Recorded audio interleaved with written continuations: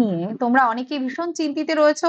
তার কারণ অনেকেরই হয়তো লাস্ট যে কাউন্সিলিং হয়েছে সেখানে কাউন্সিলিং হয়েছে বা কাউন্সিলিং হয়নি, তার ভবিষ্যৎ কি হতে চলেছে, যেহেতু নতুন সরকার এসেছেন তারা কি ক্যান্সেল করে দেবেন, এরকম নানান ধরনের সমস্যা কিন্তু তৈরি হয়েছে। এবং যে বিষয়টা আমাদের সামনে উঠে আসছে, বিভিন্ন ধরনের গুজব উঠে আসছে, অথবা আমরা বুঝতে পারছি না যে কি হতে চলেছে নতুন সরকার আসার পর, এবং এই যে শিক্ষা মন্ত্রকের বিভিন্ন মন্ত্রীরা কার্যভার নেওয়ার পর কি বিষয়টা হতে চলেছে, এই বিষয়ে কিন্তু কোথাও কোনো ক্লিয়ার ইনস্ট্রাকশন আমরা পাচ্ছি না। তাই এসএসসি এসএলএসটি যারা ক্যান্ডিডেট রয়েছেন তাদের মধ্যে একটা ভীষণ রকমের বিপন্নতা কাজ করছে। তো এই বিষয়ে আলোকপাত করার জন্যই আজকের এই সেশন। যারা এসএসসি বা এসএলএসটি তে যাদের অলরেডি মানে যারা পাশ করেছেন কিন্তু তাদের কাউন্সিলিং হয়নি, তাদের মধ্যে যে আশঙ্কাটা রয়েছে যে এটা কি ক্যান্সেল হয়ে যাবে, সেই বিষয়ে কিছু আপডেট তোমাদের সাথে আজ শেয়ার করব।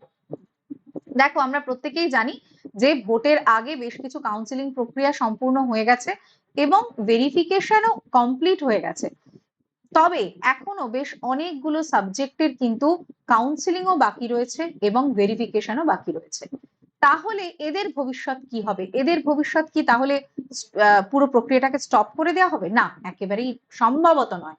তার কারণ আমরা প্রত্যেকে জানি যে ভোটের পরে যেহেতু একটা বড় রাজনৈতিক পালাবদল আমাদের রাজ্যে হয়েছে, তারপর নতুন মন্ত্রিসভা তৈরি হয়েছে এবং মন্ত্রিসভায় নতুন মন্ত্রীরা অলরেডি দায়িত্ব নিতে শুরু করেছেন। এবং দায়িত্ব নেওয়ার পর কি ধরনের কার্যকর বিষয় তৈরি হয়েছে সেটা সম্পর্কে একটু বলি। বিভিন্ন স্কুলগুলোতে কিন্তু এই মুহূর্তে ফোন যাচ্ছে। এবং কেন ফোন যাচ্ছে না, ভেরিফিকেশনের জন্য ফোন যাচ্ছে। কি ভেরিফিকেশন করা হচ্ছে? পদ ভেরিফিকেশন করা হচ্ছে। অর্থাৎ যে ভ্যাকেন্সি গুলো রয়েছে সেই ভ্যাকেন্সি গুলোকে ভেরিফিকেশন করা হচ্ছে। এই কাজটা কখন করা হয়? এই কাজটা করা হয় কাউন্সিলিং এর আগে। তার কারণ ধরো একটা পলিটিক্যাল সায়েন্স বা ইকোনমিক্স, এই ধরনের 11-12 এর লেভেলের যে সাবজেক্ট গুলো রয়েছে, সেই সাবজেক্টের কোথায় কি ভ্যাকেন্সি আছে সেই ভ্যাকেন্সি না জেনে তো কাউন্সিলিং এর জন্য ডাকা হবে না।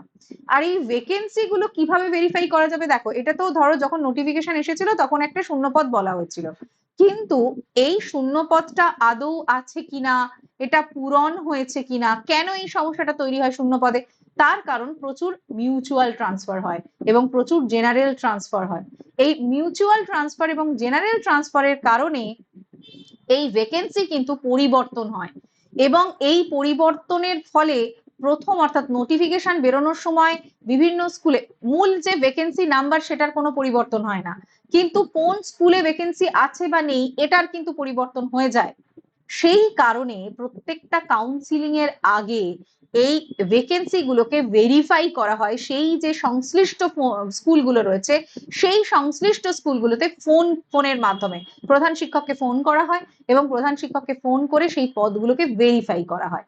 এই পদ্ধতি কিন্তু শুরু হয়ে গেছে। আমরা একেবারেই বিশ্বস্ত সূত্রে বিষয়টা জানতে পেরেছি যে এই পদ্ধতি শুরু হয়ে গেছে, অর্থাৎ বিভিন্ন স্কুলে স্কুলে কিন্তু সংশ্লিষ্ট আধিকারিকেরা ফোন করছেন এবং ফোন করে জানছেন যে ওই ভ্যাকেন্সি গুলো এখনো ওই স্কুলে এক্সিস্ট করছে কিনা। ঠিক আছে, আবারও বলছি, মূল ভ্যাকেন্সি কিন্তু বদলায় না, কিন্তু এই স্কুলগুলোতে যেহেতু এই মিউচুয়াল ট্রান্সফারের ব্যাপারগুলো থাকে, জেনারেল ট্রান্সফারের ব্যাপারগুলো থাকে, সেই জন্য এই ভ্যাকেন্সি গুলো হয়তো সেটা একসময় দক্ষিণ চব্বিশ পরগনার একটা স্কুলে ছিল, এখন মিউচুয়াল ট্রান্সফারের মাধ্যমে সেটা কুচবিহারের একটা স্কুলে হয়ে গেছে। এটা হতেই পারে। এই কারণেই কিন্তু ভেরিফাই করা হয়। এবং খুব ইম্পর্টেন্ট ব্যাপার, এই বিষয়টা মন দিয়ে শোনো, যে এই ভেরিফাই করার প্রক্রিয়া স্টার্ট হয়ে গেছে। এই ভেরিফাই করার প্রক্রিয়া কখন স্টার্ট হবে? যখন কাউন্সিলিং এর পরিকল্পনা হবে। হ্যাঁ, অবশ্যই এখনো নোটিফিকেশন কিছু দেওয়া হয়নি কাউন্সিলিং এর জন্য, কোনো নোটিশই দেওয়া হয়নি, কিন্তু এই যে ভেরিফাই করার প্রক্রিয়া যে শুরু হয়ে গেল, এতে কিন্তু টোটালি প্রমাণিত হলো যে প্রক্রিয়া চলছে, প্রক্রিয়া স্তব্ধ হয়ে যায়নি বা কোনোভাবে আতঙ্কিত হওয়ার কোনো কারণ নেই যে আমাদের কাউন্সিলিং এ ডাকা হবে না, প্যানেল ক্যান্সেল হয়ে যাবে ইত্যাদি ইত্যাদি নানা রকম গুজব এখন আমাদের যে ইউটিউবে ভেসে বেড়াচ্ছে। এই বিষয়গুলোতে কান দেওয়ার প্রয়োজন নেই, তার কারণ অলরেডি একটু একটু করে কার্যকারিতা শুরু হয়েছে। নতুন মন্ত্রিসভা কার্যভার নেওয়ার পরেই কিন্তু এই কাজটা শুরু হয়েছে। এই ভেরিফিকেশন প্রসেস শুরু হয়েছে এবং এই ভেরিফিকেশন প্রসেস কমপ্লিট হওয়ার সাথে সাথেই কিন্তু কাউন্সিলিংও শুরু হবে, কারণ এই ডেটাটা কালেক্ট করার পরেই কাউন্সিলিং এর জন্য ডাকা হতে শুরু করবে, এটাই নিয়ম, এটাই হয়ে থাকে। এবং যখন প্রথম প্রসেস স্টেপ 1 শুরু হয়েছে তাহলে স্টেপ 2 অবশ্যই হবে। সুতরাং যারা খুব আতঙ্কে ভুগছো তাদের কিন্তু এতটা আতঙ্কিত হওয়ার কারণ নেই। এবার চলে আসি যে এসএসসি এসএলএসটি পরবর্তীটাও কি তাহলে আসবে। দেখো, যখন একটা এই যে বিগত যেটা রয়েছে এসএলএসটি তার কাউন্সিলিং প্রক্রিয়া শুরু হয়ে গিয়ে তার নিয়োগ প্রক্রিয়ার দিকে এগিয়ে যাওয়া হবে, তবেই তো পরবর্তী এসএলএসটির জন্য আমরা আশাবাদী হতে পারবো। তাই এটা জানা দরকার যে প্রিভিয়াস এসএলএসটি যেটা আগের সরকারের সময় হয়েছে সেই এসএলএসটি কি এগোচ্ছে, তার নিয়োগ কি এগোচ্ছে। হ্যাঁ, অবশ্যই তার নিয়োগ কমপ্লিট না হলে পরবর্তী এসএসসির আশা করো না, একদমই করো না। তাহলে নিয়োগ প্রক্রিয়া কি থেমে গেল, তাহলে কি পরের এসএসসিরও আশা করবো না? না, নিয়োগ প্রক্রিয়া থেমে যায়, এখানেই আশাটা এখানেই। নিয়োগ প্রক্রিয়া থেমে যায়নি, নিয়োগ প্রক্রিয়া তার পদ্ধতি অনুসারে একটু একটু করে এগোচ্ছে। সুতরাং আমরা আশাবাদী যে বিগত এসএলএসটির নিয়োগ কমপ্লিট হবে, সুতরাং পরবর্তী এসএলএসটির জন্যও আমরা আশাবাদী হতে পারি, কারণ এটা বারবার সরকার থেকে বলা হয়েছে, প্রত্যেক বছর টেট এবং এসএলএসটির বিষয়ে প্রতিশ্রুতি দেওয়া হচ্ছে বারবার, এবং এই নিয়োগ প্রক্রিয়া অর্থাৎ লাস্ট নিয়োগ প্রক্রিয়াটা কমপ্লিট করেই পরবর্তী এসএলএসটির জন্য কিন্তু সরকার এগিয়ে যাবে, এই ব্যাপারটায় আমরা আশাবাদী একেবারেই হতে পারি। যদি নিয়োগ প্রক্রিয়াটা ব্যাহত হতো, যদি নিয়োগ প্রক্রিয়াটা কোনোভাবে না হতো, তাহলে কিন্তু আমরা আশাবাদী হতে পারতাম না।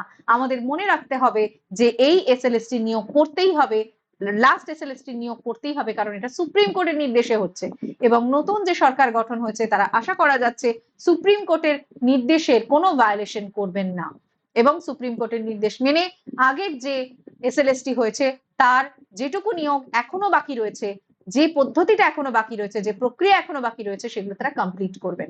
এবং এই কমপ্লিটটা হয়ে গেলেই, যেটা কিনা অলরেডি শুরু হয়ে গেছে যার পদ্ধতি, তাহলেই আমরা পরবর্তী এসএলএসটির জন্য আশাবাদী হতে পারবো এবং এটা হবে, এটা অবশ্যই হবে। ঠিক আছে, তো এই ধরনের যেগুলো কিনা গুজব নয়, সঠিক খবরের জন্য তোমাদের চোখ রাখতে হবে টেক্সট বুক সুপার কোচিং এর WBPSC এবং টেক্সট বুক সুপার কোচিং এর বেঙ্গল চ্যানেলে। আমরা কখনোই তোমাদের ভুয়ো খবর দিয়ে বিভ্রান্ত করার চেষ্টা করব না। যে খবর সঠিক এবং যে খবর সঠিক সূত্র থেকে পাওয়া যায় সেই খবর তোমাদের সামনে তুলে ধরে, সেই আপডেট তোমাদের সামনে তুলে ধরে আমরা তোমাদেরকে আশ্বস্ত করার চেষ্টা করব। Thank you everyone.